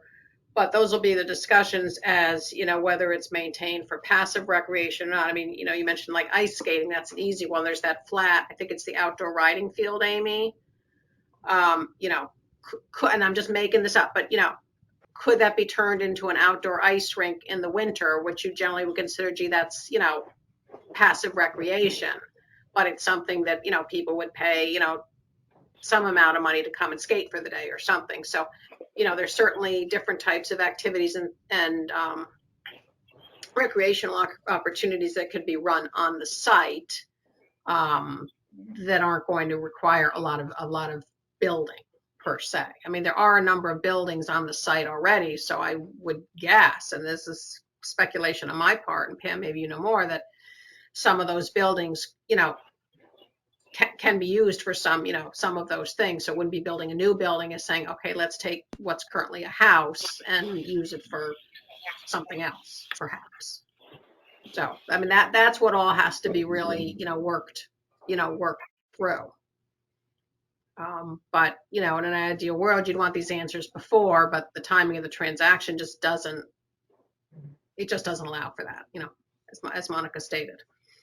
Right. We did I the mean, second I certainly think that hopefully the purchase we can, go through with the purchase first. And then so we, at least as a town, can have that conversation, right? Right, Because otherwise, exactly. Monica's point, Exactly. like, we wouldn't even be here, and Yeah. the horse would be out of the barn. But I'm just curious, sort of as a commission, I think there will be a lot of interesting conversations after the fact, because I foresee a lot of competing interests, and there will be constituents in the town that feel like I just feel like there will be so many different views, and it just be interesting. We'll have to evaluate all of that, like as Yeah. Yeah, I think you're spot on that. There's going to be, and think of all the things we talk about and all the different views. So, you put that on steroids. Yeah. Chris Taylor in his comment, I thought they were kind of cute, is that he talked about, some of the other, visionaries, in sort of American history, and, people. I think he was the one who talked about, Central Park and some of these other iconic parks, and that, people, that didn't just happen, that people had to have, the vision and the chutzpah to say, look, we got to find a way to make this happen. And I thought that was the good. difference, I'll say, with those is the same as Waveney, is that those came together through a few very large private donors first, right? So that's a little bit different. I think that's where I see some of the conflict arising, because this is really touching every household. Yeah. And so people will expect certain level of return for their investment, essentially. And so I see that as an inherent conflict of interest to some of the environmental groups, of which I myself, am one, who are looking for more true preservation. So, like more conservancy, right? So I just don't know how that's gonna be really, really interesting, but it's exciting times, though. Yeah, it really is. It is very exciting. Very exciting. And to your point, I think one of the things that resonated with me, that Monica was really committed to a process that was transparent and inclusive and community oriented to determine sort of the best use. And I think that there's a real groundswell for preserving the natural beauty. And I think that voice will continue to be very loud. And I think getting the process right is important. And I hope we get that opportunity to get the process right. Okay. Well, knowing that Chris spoke up and supported at the public meeting, it sounds like we do have a sense of the meeting that the Parks and Recreation Commission unanimously supports the town's acquisition. So I will, send Monica a note to that effect. The Board of Finance is already meeting this evening. I think it's also important that we communicate that to our RTM members. I don't know if there's one master list to email all RTM members without having to sit and type all 100 in, which I wouldn't be overly enthusiastic about doing. I know I certainly was intending to reach out to all of the members in my district. I don't know, do we have all districts represented on the commission? As far as I know, we'd have to figure that out. I can step in here. Okay, Adele. There is a general RTM email address. If you go by way of the clerk's office, they will send it out to all RTM members. So I send it to the town clerk? I think so. Okay, great. All right. So I will and ask her to send it to the RTM. Okay. All right. So I will draft something up, maybe just send it around for a quick review of everybody. But I think it'll be pretty short and sweet, basically just saying that we took a sense of the meeting and unanimously support the purchase, something, not get into all the, reasoning that we've talked about. They can certainly watch our meeting, but I think that's important that we at least get it out there. And, to the extent that this is something that really resonates with you individually, you know, I'd certainly encourage you to either be reaching out individually or speaking to, you know, your district representatives to have more, you know, fulsome conversations or whatever, you know, and invite them to reach out to you as a Parks and Rec Commission member. I think that will be, you know, worthwhile. Okay, good. Well, very, very exciting. I think we'll all be on pins and needles till the end of the month on this one. Lori, Yes, ma'am. is there a way to get the members of the commission who haven't had the opportunity to see the Yes. property? Yep. And I think I'll that touch would on. be a really good thing to do. I agree. Yeah, and I'll touch on that before we wrap up tonight. Okay, thank you. Okay. Okay, cool. Cool. All righty. Pam, you want to update us on fireworks? I know there was information in your packet. Yes. So we met today at the police department with all the big players. So it was the police, it was the fire marshal, it was Mark McEwen, it was Board of Ed, Sheila and Kevin of facilities, it was Sandy Rich, it was Anthony Gentile, who is seasonal in our office right now, who is doing a tremendous amount of work to help us out with that. He's been involved in the past. And Cassie, who is our new program supervisor who started on Monday. And of course, Tamara, our office administrator. And we have all jumped in the pool together. And we are knocking it out of the park, as I could say right now. Dave Genovese, within a couple weeks at this point, he has risen to the occasion, and he has brought in just over $30,000 on top of our kitty that we only had 25 to start. So I was, to say the least, I was not feeling too good about it 2 weeks ago. I was feeling good about all the like all the balls in the air and everything falling in place, but the money was concerning me. But we have a great amount of money right now in terms of even getting us into next year, which is really comforting. And everybody is on the same page. Our meeting was really great today. Board of Ed is more than willing to do their part, which is so nice, you know, to hear everybody working together in terms of cleanup, in terms of putting the big tarps out, cleaning up the tarps, setting up the, you know, press box, and working with the sound company. And Tamara and I dealt with the music. So we had different types of music to choose from to put that together for the fireworks. And that was pretty fun between her and I. And so it's all working out. It's July 15th. Let's pray I don't have to make a rain decision. That's just the worst thing in the world. But our rain date is on the 16th of July. And God willing, it will all work out, and everybody have tickets go on sale on. Actually, we changed it today because we're not open on Friday, so it will be June 27th, and they'll go. I suspect they'll sell out very quickly. We had sold 300 last year, and we had 100 on the waiting list. I know Cassie and Anthony walked the high school property today to really try to designate how many spots we can actually, you know, sell.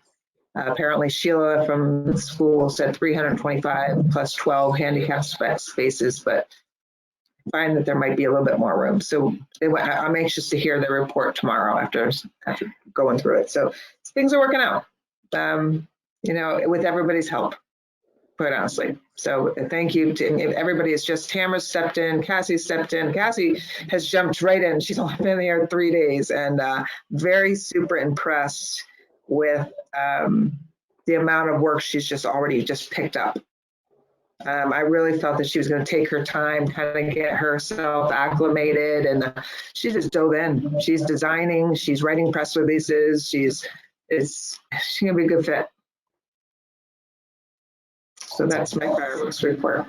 Good. That's great to hear. All right. Well, I'm glad we're going to be able to pull it off. I know Stanford is going back to their traditional format. So hopefully we can all look forward to a July that gets back to, you know, more normal fireworks, which I think everybody so enjoys. It's such an important part of a community, for sure. So thanks for that, Pam, on top of everything else. Yeah, thank you. Okay. Shall I jump into my report? No, we have our working group reports first. Oh, that's right. Okay, so who will be reporting on playground? Susan? Susan. Hi. We had our last, oh, Kathy, you could jump in too. She was at the meeting, sorry. We've been having pretty productive meetings. At our last meeting on June 9th, which is recorded too, if you ever want to watch it. Thanks, Pam. We had a vendor come in and speak to us about the possibilities of what could be actually placed in that location.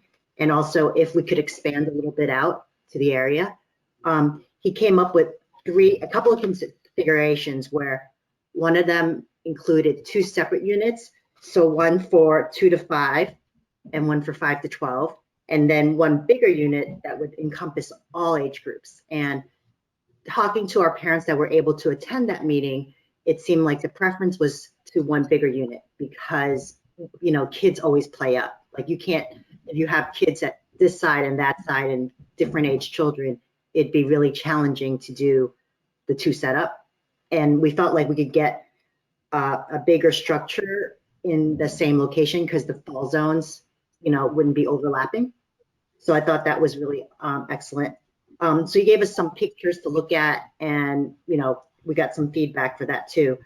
One of the things we weren't able to, one of our members has a child that does have, is handicapped and he wasn't at the meeting.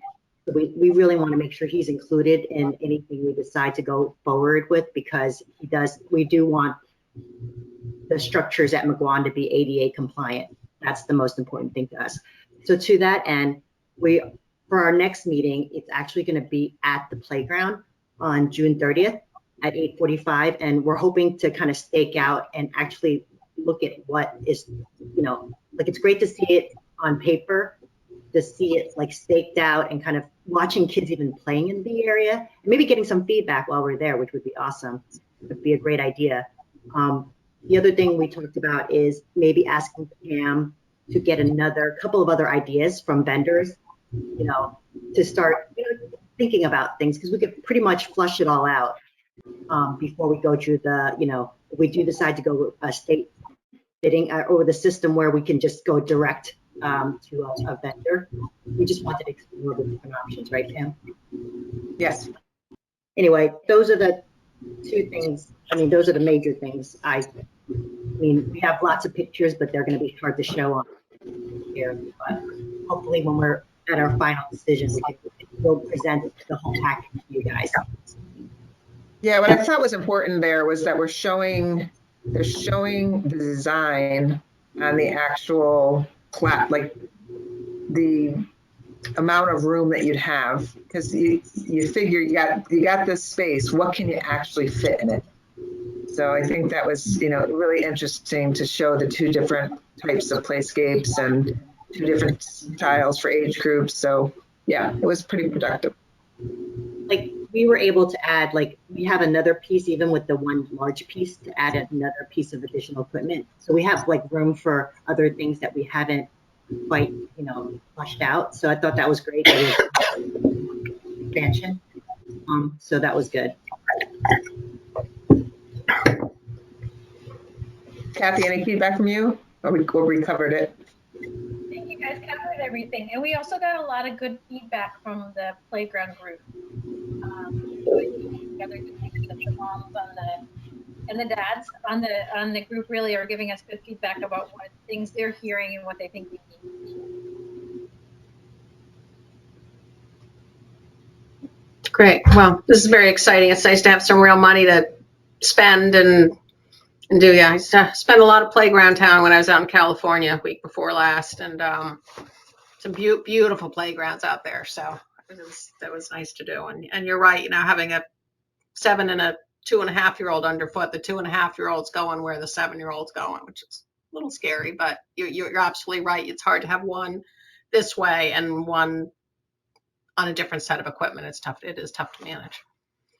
So, Okay, great. Invasives, who's gonna report? I know there was some wonderful work done at Cherry Lawn while I was gone. Hopefully somebody can report on. I can report on the Cherry Lawn, but that's with Deepika and Juliet Kane. Yep. And Susan actually was there too. But they did 15 new plantings. Nice. Some trees, some bushes. It was all down near the pond. We met with Sandy down there, and some of the mugwort.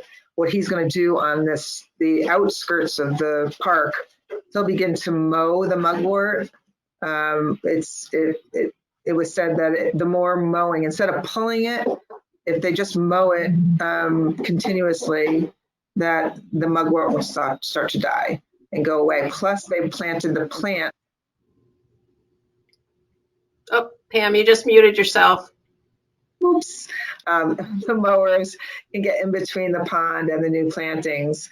And the newer trees were in that area just beyond the pond where one of the big trees were taken down, was dead. So I'm trying my best to try to help them with watering. I got my park monitor scheduled to. He's got a 5-gallon bucket, and he's supposed to fill up the bucket, water 5 plants, fill up the bucket, water another 5, fill up the bucket. Having a little bit of resistance with that, but trying to work it out, and also trying to get the same particular person to water the plants at Weed Beach and Pear Tree, and it's been a little bit more challenging than I expected, but we're, as I said, trying to work that out. Where is the source of the water? For where? Well, if he's filling the bucket to water the new plants at Cherry Lawn, where does he get the water from? From the pond. Oh. Yeah. Okay. Deepika and Juliet were absolutely fine saying it's a water source. Get them wet. Okay. Yeah. Okay. They were under their guidance. Okay. But Susan, you were there. You were able to remove some of the invasives. Yeah. I was with Laura Mosier, and we were able to. We picked the spot and said, this could be quite overwhelming, but if we could pick a spot that we want to, kind of focus on, it'll make it easier. So we worked together as a team, which was really good. So we hand pulled the mugwort because it was easy, because the soil by the pond is very, wet. So when you have soil, it's much easier to pull weeds out. And then we did some pruning because there was a lot of dead branches and other things. So we felt even just us, we were able to accomplish so much. But I guess originally we had thought that we could do a bigger volunteer group thing to start hitting that area behind the garden. But what we found was that it's hard to get people this time of year because everybody's closing out their school year and preparing for they're going all different directions. So we couldn't really find a date. So that's what we ultimately decided to work with the Pollinator Pathway. They have the interns, they have a ton of volunteers. So we were able to get a lot done in a short period of time. Also, going back to what Pam said about the meeting with the Pollinator Pathway group, is that we decided that mugwort is so easy to just get rid of, like in terms of mowing, that her guys could just make that path, like just do one more mow, maybe on the side behind the gardens and also near the pond. So that would it's not as hard work once you're going in with a machine, doing it quickly, one pass. So I think you said that you were going to try to ask the staff to do that when they do the mowing there, Pam. Was that something that Yes. And I also wanted to mention too that Juliet and Deepika, they were able to get those plantings. That was from a grant, and that's why it went so quickly, is that they were under a deadline, a quick deadline, and they needed to come up with a plan. I mean, literally within like 3 days, and they just hated to ignore the fact to get $2,500 and more plantings in there if they could. So when they called me, I said, listen, I'll do anything I can to help you with it. So really it was, and then Susan jumped in. So it was really Parks and Recreation, and I think it was Pollinator Pathway and Parks and Recreation, one of the two. And so that's the money we were working with, and that's why it happened so quickly. We also put metal cages around all of the new plantings, because what we find that there's so much air pressure in Darien. They're literally like rubbing, they're eating everything. So right away, they planted them, but they also put these metal cages until they get more, kind of established and more and larger, because then they're not as the planting itself is the leaves themselves are as tender and new and not as palatable. I mean, all of these plantings are deer resistant, but when you're hungry, they try everything and they kind of so that was the other thing that they did, is to protect all the food plantings so they get established. Good. I'm sorry I missed that. That's when I was in California, because I would have loved to worked on that event with you. It would have been fun. So I will catch the next one. And I think the invasives committee, actually think we're scheduled to meet at 4:00 tomorrow. Correct, Pam? Correct. Yes. Okay. Okay. Good. Good. And Pam, when, I know we have to wait till July 1st, but right after that, we have the money to start doing one of those bigger sections at Cherry. So we'll be getting going on that. Right after July 1st, the money will be there. So we'll just have to have a nice scheduled plan as to how and when we're going to use it. Okay. Okay, great. Perfect. Okay. Cara, Pear Tree? Absolutely. Happy to give a short update. Let's see, the survey, I think we've largely put the questions to bed. Everybody on the 10-person working group approved the surveys and the survey questions, and Monica also signed off on them. So I think that's good. We're working, as I mentioned in our last meeting, with Noble House, a local marketing firm, on the distribution of the survey. The goal of that is to disseminate the survey widely through email, social media, some posters up with a QR code at Pear Tree Point Beach, so that any resident in Darien who wants to contribute or provide feedback has that opportunity to do it. And still working out some of the technical and operational details around things like managing duplicates and things like that. But assuming that continues to go well, we're looking at a go live date around June 21st, and it'll be live for 2 to 3 weeks based on how long it takes to get the data collection we're looking for. So I think that means it's probably August before we have some top line results to share. So that's really the next big milestone. And I'm really excited. So. Yep. Thank you for your work on that. And Noble House has been great to work with. I think having the professional support will make it all go much more smoothly, help with credibility, et cetera. So I think that was worthwhile retaining them. I found, Cara, you're working with them much more closely. I'm just listening in, but they seem to be very good to work with. Completely agree. Good. Okay. And then Weed Beach. Susan, do you want to take that, or Pam? Well, our last meeting, we opted to cancel a regular scheduled date, and we implemented a date to do a walkthrough. So the people that met were Susan, Lori, Mary Louise, Patty Baumgartner, Adele Conniff, Sandy Rich. And it was quick. It was great. We made a walk through where the project's main pathway would be. We started at what would be the boardwalk, and we walked to the far left of the property, if you will, if you're staring at the water, and kind of went down to where the junior sailing area is and tried to envision where the connection of the path would be through the meadow, and took a look at all the overgrown area, which would eventually be cleared out with this project, which is a complete mess at this point, which is the brush in between the sewer and the meadow. And then we walked as if the path would continue across the entrance to Weed Beach and went up over the hill, down through the wetlands and behind where it would lead us into the picnic area. And then that shot us out to where we would envision the boardwalk or the path going and connecting to the boardwalk back at the bathhouse. We also looked at where the additional paddle court would be able to be squeezed into for the other ARPA money as well while we were there. But it was great to get a good visual. It was great to get a little feedback as we walked the property.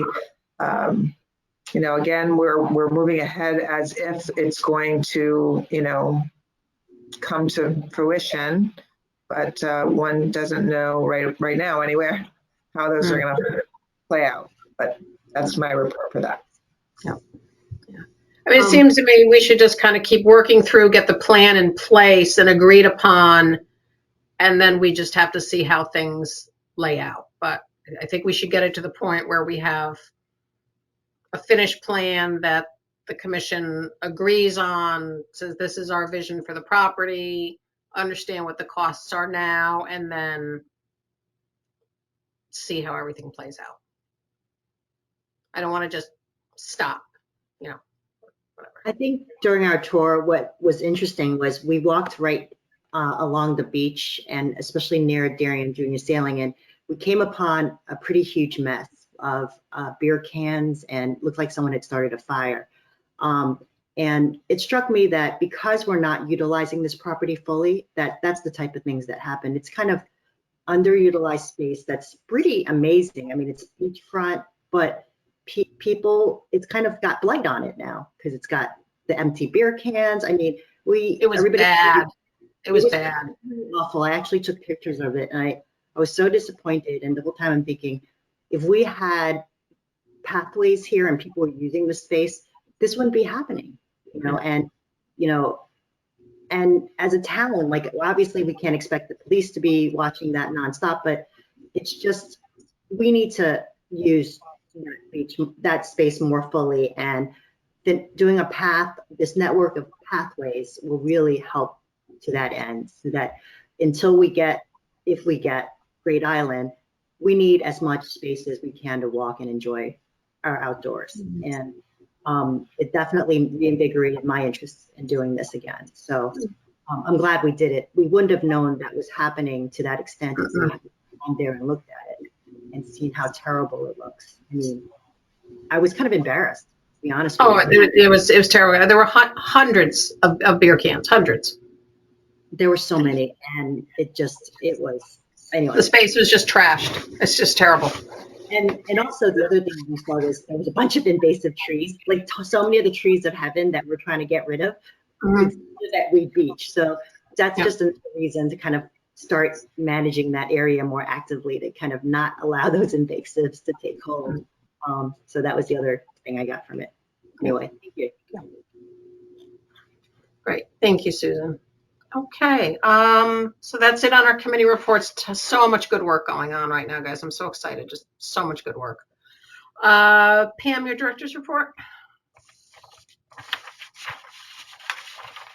Yeah, I think, as I said, you usually say, my report speaks for itself, but I will highlight a few things. I already highlighted the fact that Cassie Shull has started on Monday.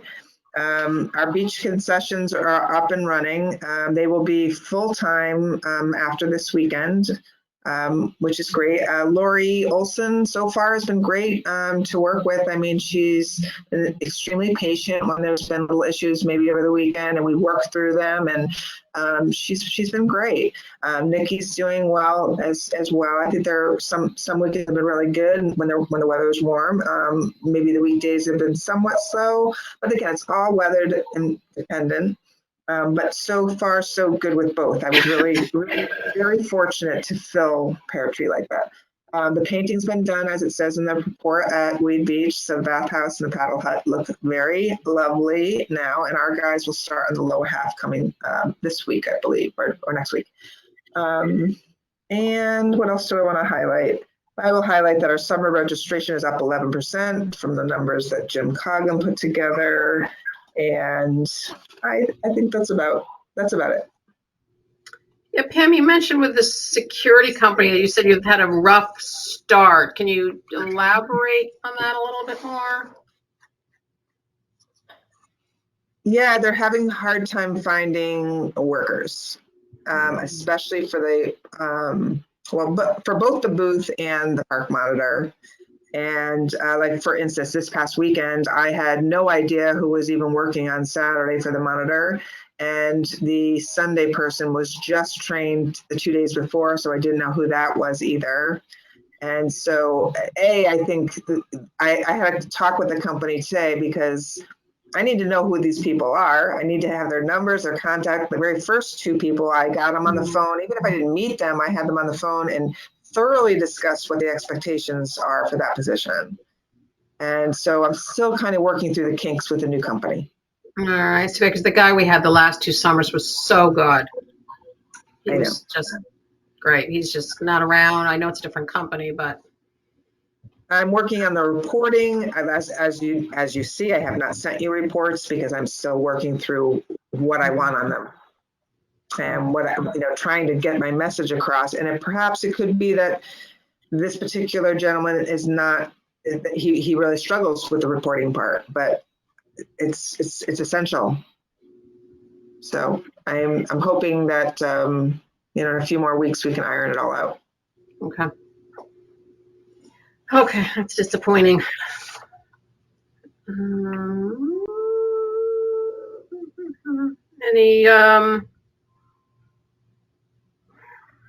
Any other questions for Pam? Nope, everybody's good? Okay. All right, well, I just have a few things, and then as I mentioned, Adele actually pointed out to me, thank you, Adele. She forwarded emails that are going out to RTM members because RTM members are being given the opportunity to tour Great Island. And there's a series of slots available both later this week and next week. So I did reach out to Jen Leahy, who is the realtor representing the property, to ask if our commission members, could join those tours. And she responded very quickly and said that, we could.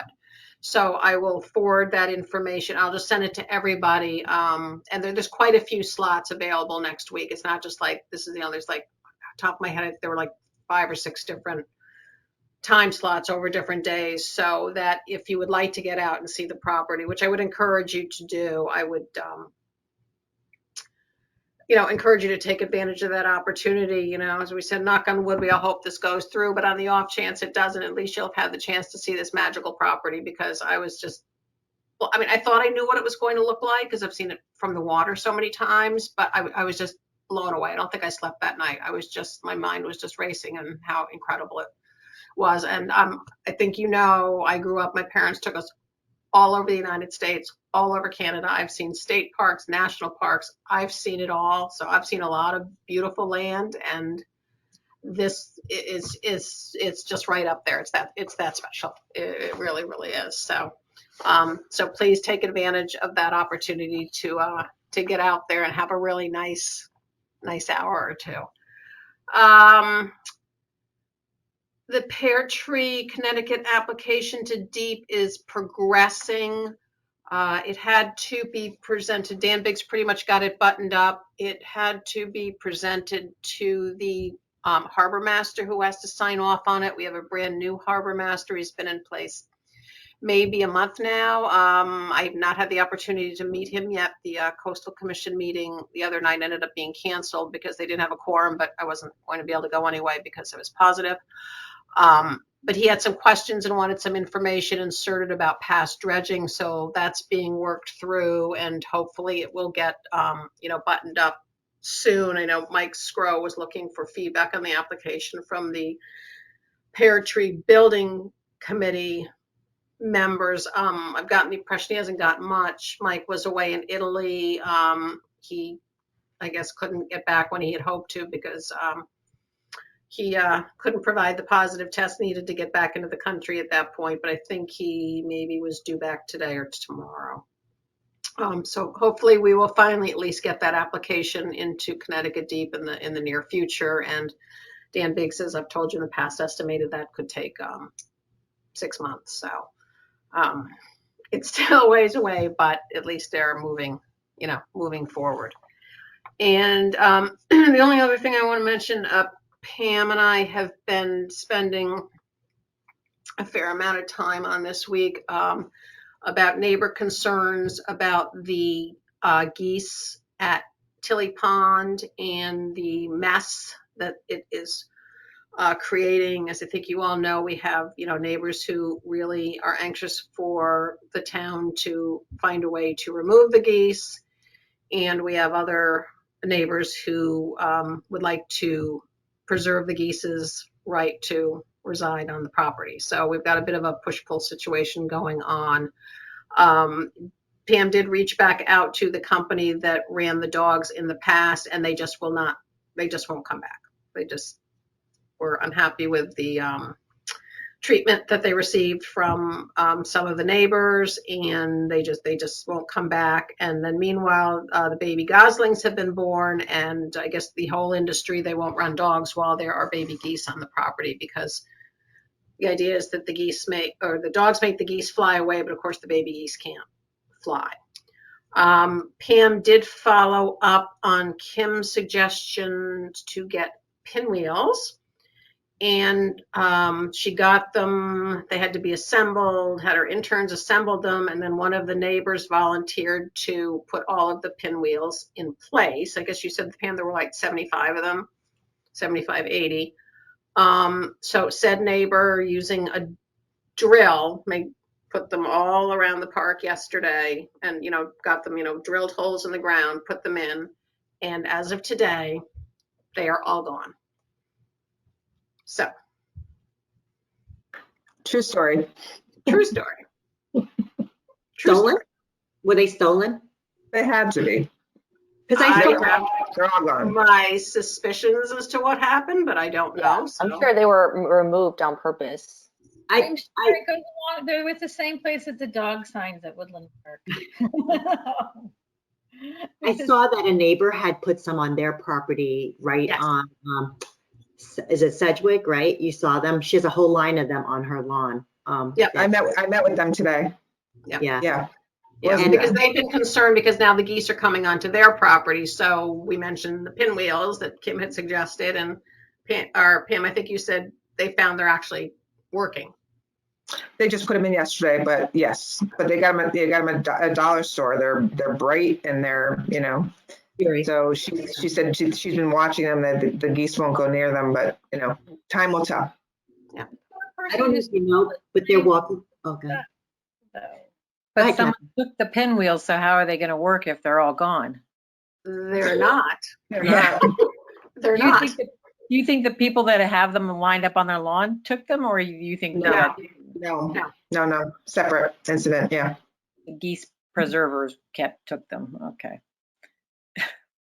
Are we able to speak more? I know you mentioned earlier, Pam, that the police captain is going to help enforce at least the off-leash dog situation. Did they say that they will also help with this situation, or? Well, right now, the short-term solution would be either, I'm probably going to purchase some more. And I think the neighbors are going to have to keep a close eye. And then the long-term solution will be that once mid-August comes, or end of August, we can negotiate with either the current company.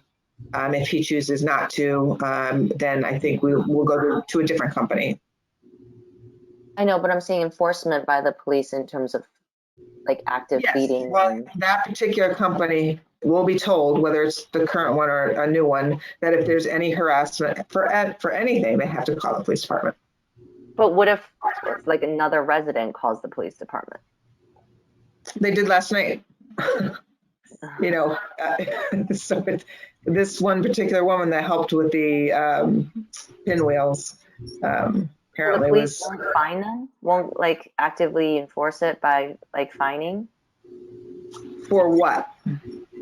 For feeding and Oh, it wasn't last night. The woman I dealt with last night has had arguments with the woman that is feeding the geese, and I just told her, listen, in lieu of arguing with her, call the police department. Right.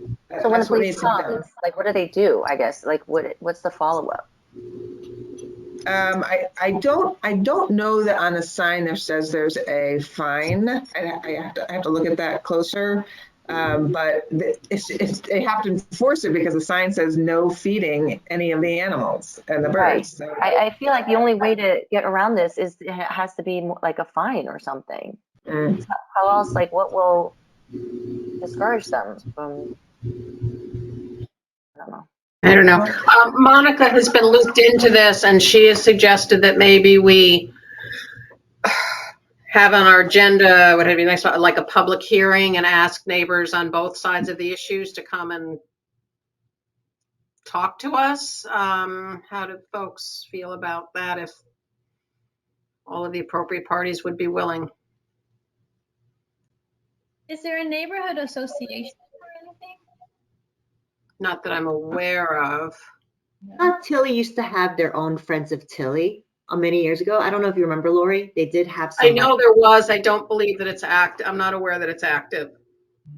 I don't think it's active right now, but I have been in touch. When it came to the Parks Master Plan, a few popped up. I don't know if you know, but geese are actually walking across the street back and forth on West Avenue to look for more grass. So if you ever drive down there, there's constant. I took a picture of it. They go there to look for more grass because they're so hungry for more terrain to kind of tear up and eat. I thought it's because they're just looking for more green grass. That's what they're looking for. Right. And that's the reason they put the pinwheels up, because they were going on their grass. So far, it had helped. So do you all think it would be worth trying to have a public hearing and reach out to the neighborhood and get them to come talk to us? I mean, I'd like to scope out what the hearing's going to discuss, so we can do a solution, Lori. yeah. Yeah, is the hearing going to help us decide on enforcement consequences, or like what it, I think if it, what, like, I guess that's the trick is, we kind of know we have neighbors who would almost be facilitating the neighbors talking to each other and seeing if they can come to consensus, but it doesn't sound like I don't know. I'm just really thinking out loud with everybody here. I just thought I would mention it because Monica had suggested it. They seem to be at two opposite ends of the spectrum. So I would like for us maybe to suggest alternatives that we're considering and would like to hear their opinions on the alternatives. Mm-hmm. That might be a more, maybe a better way to try and handle their diverse opinion. All right, well, let's noodle on it a bit. I guess we'll try. I just forward you guys an email that I continue to get from the acquaintance that I have on this issue as well. Okay. And I don't know, it sounds like it's, from what she says, it's just two women who are doing the feeding and everyone else is against it, but I have no idea. Okay, yeah, that would be helpful. Okay.